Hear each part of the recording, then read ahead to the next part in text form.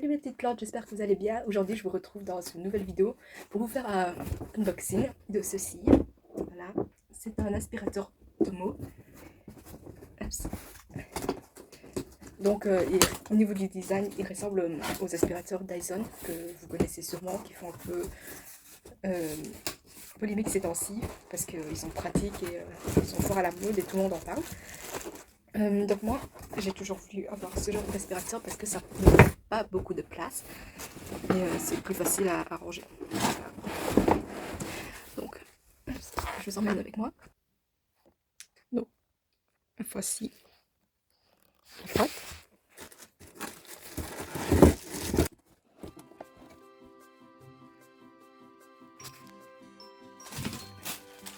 Donc comme vous pouvez le voir, je ne l'ai pas encore utilisé. J'attendais d'avoir l'occasion de faire une vidéo et de le déballer. Je vous ferai sûrement une petite revue sur Instagram ou quoi, quand je l'aurai vraiment utilisé pour de vrai. Là, je vais juste le monter. Voilà.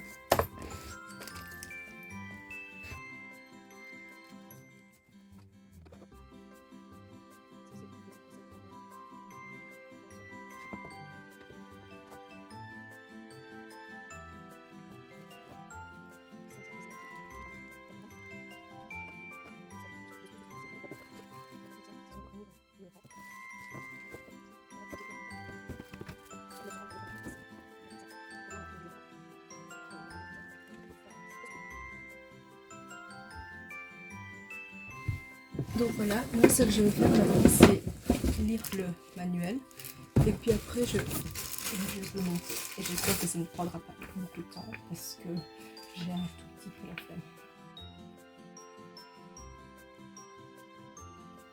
Ah oui, donc le terme technique c'est un aspirateur balai.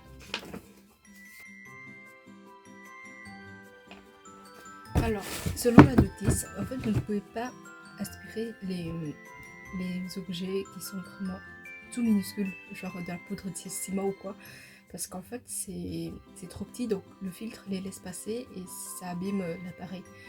Donc contrairement à un gros aspirateur de maison que toutes nos grands-mères, grands-pères, nos parents ils ont, le truc qui fait beaucoup de bruit, qui est vraiment puissant, où celui-là il peut tout aspirer, mais celui-ci il est vraiment très sélectif, donc c'est pas un aspirateur de ce genre.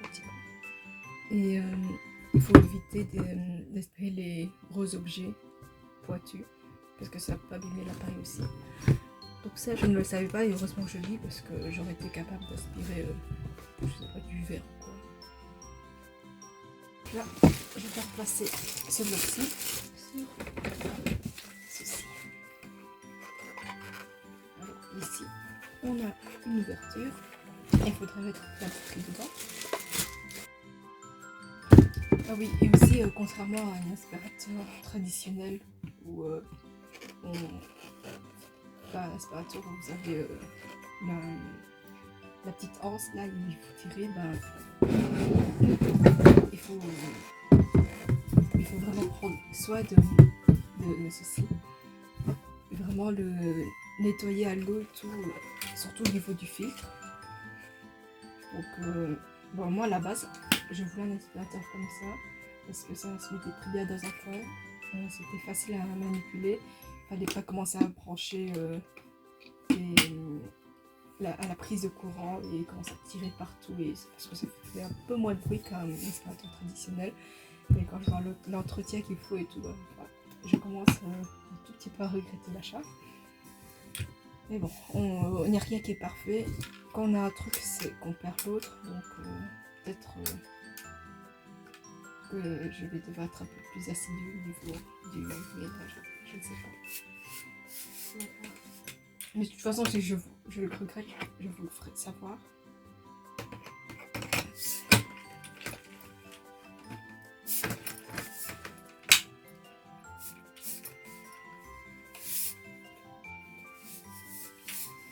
Donc c'est pour...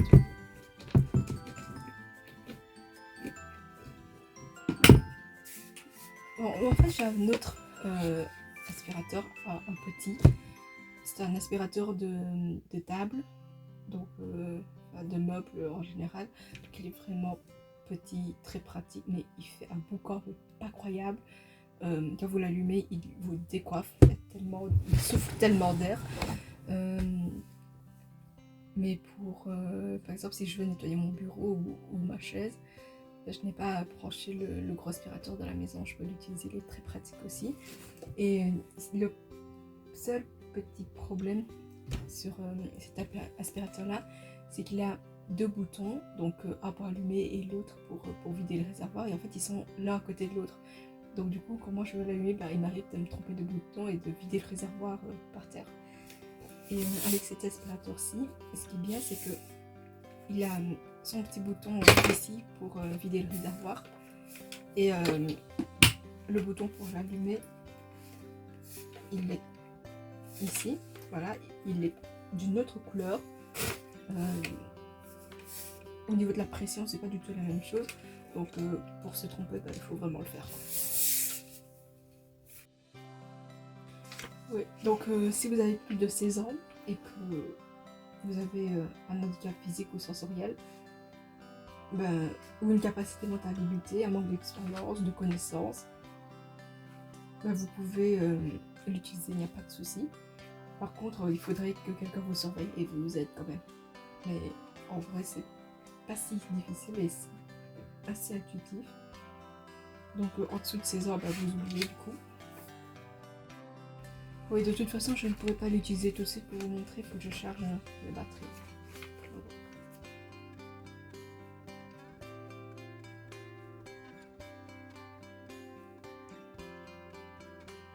Oui, donc tout à l'heure j'ai vu les vis et j'ai commencé un tout petit peu à regretter le déballage, mais en fait c'est juste pour accrocher le support mural et je ne compte pas percer les murs de la chambre pour accrocher l'aspirateur, donc on va pas utiliser les vis cette fois-ci.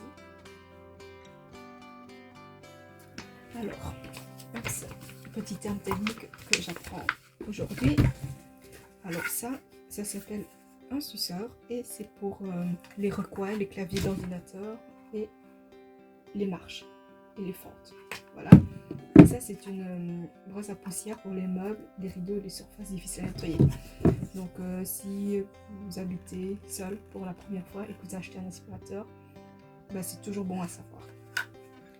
Du coup j'espère que ceux qui viennent de déménager et qui s'envolent leurs propres ailes et qui font le ménage pour la première fois et qui n'ont jamais eu d'instruction avant tomberont sur cette vidéo et sauront se débrouiller sans souci et sans jugement, etc. Voilà. Bon, on va pas se mentir, c'est lourd.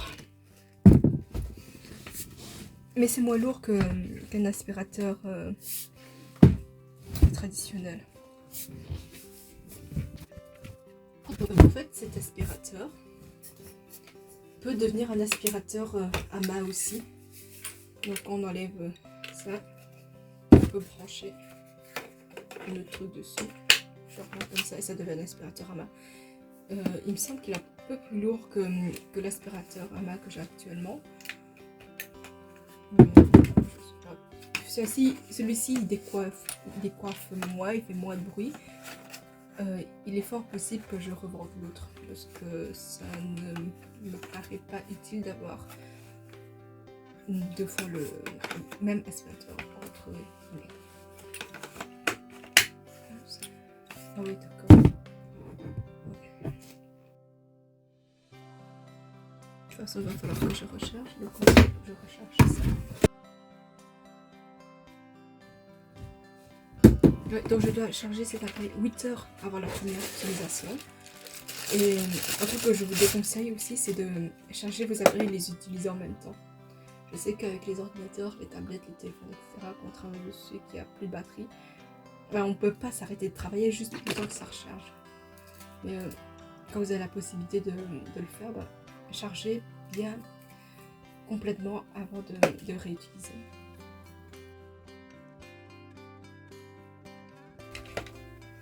En fait, je ne trouve pas le trou pour brancher.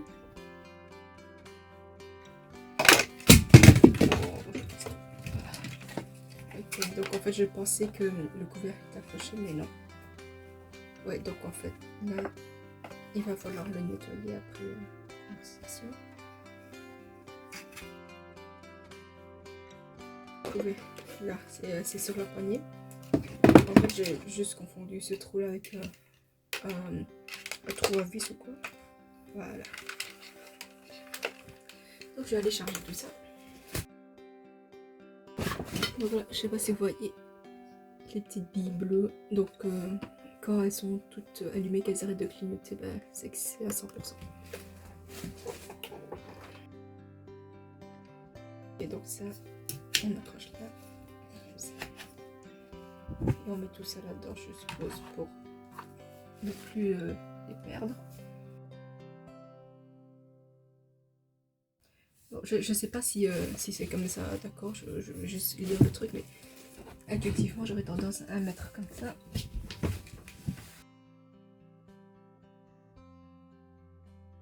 Je ne vois pas d'image qui dit qu'il faut mettre ça comme ça, mais j'ai décidé que ce sera comme ça, donc ça va rester comme ça. J'espère que ça va pas me gêner pendant le ménage et ça ne va pas tomber.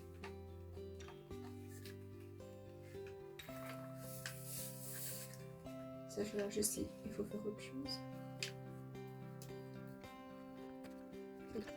Donc, je vais juste le poser ici au coin de mon lit en attendant que la batterie soit chargée. Ça, je vais devoir le mettre dans une plus petite boîte parce que je ne compte pas garder cette boîte géante dans ma chambre plus longtemps. En fait, j'aurais peut-être dû commencer par là, mais où est-ce que j'ai acheté cet aspirateur? J'ai acheté chez Hubo. Alors malheureusement, ni Hubo ni Domo ne m'ont sponsorisé pour cette vidéo. Et vu que l'aspirateur me plaît, que le packaging est super joli, je vous en parle. Donc en fait, Hubo c'est un magasin de bricolage en Belgique.